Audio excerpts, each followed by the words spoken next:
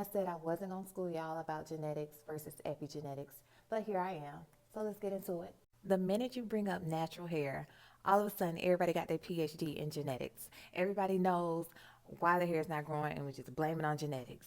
Your edge is thinning out, genetics. You stuck at shoulder length, genetics. You got a bald spot, genetics. Your hair is dull and lifeless and stiff, genetics.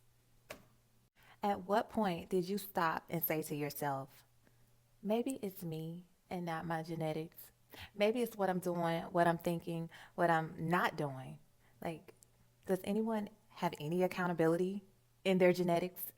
I mean, all right, in all seriousness, genetics is important, but we're not going to use it as a cop out. All right, so genetics focuses on the inherited traits, such as your texture, your density and thickness, the color of your hair strands, the speed at which your hair grows, your curl pattern, those type of things. But, but, you don't even know the potential of your genetics because your hair is in a reoccurring damaging state.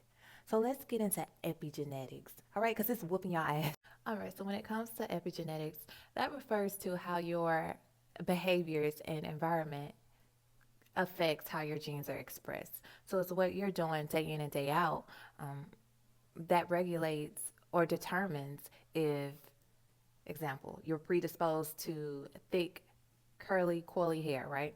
And then you're stressed. You get stressed, something happens, and you start losing hair.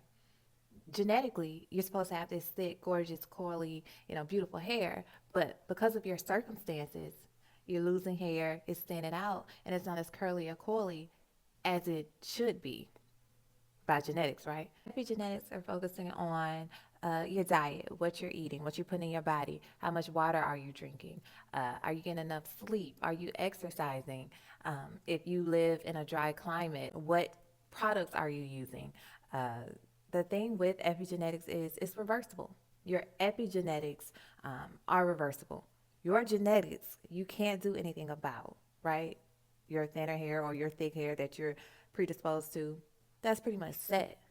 Your epigenetics affects how your genetics are expressed.